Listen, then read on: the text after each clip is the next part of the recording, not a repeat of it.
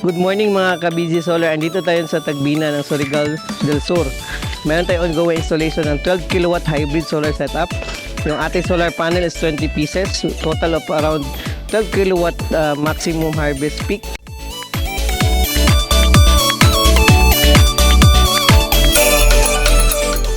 Ayan, successful na yung ating installation ng ating full hybrid setup dito sa Tagbina.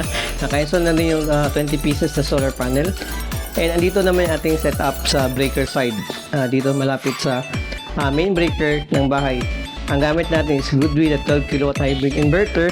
And meron din naman tayong 2 pieces na battery with total of 32 kilowatts na battery power. So ano ba yung 32 kilowatts? For example, kung nag-brownout out, tapos may naka-on na aircon sa 1 HP, tatakbo to ng around almost 30 hours during pag naka-full yung battery. Ayan. Kompleto yung ating set ng breakers sa solar panel and also naman dito sa source second na linya kasi frequent yung brownout.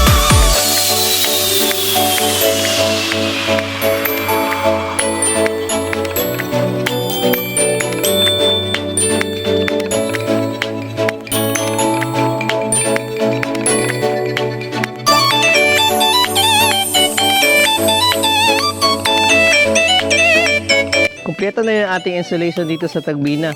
So, na-turn over na natin, na-connect na natin sa cellphone yung kanyang online viewing and also yung paano gamitin yung device natin.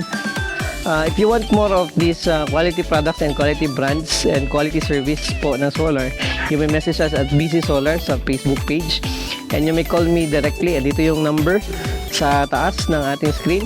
Hopefully you would have any question, you may contact me directly again para mag-usap po tayo ano yung best na solar setup package yung suitable sa bahay o sa inyong negosyo.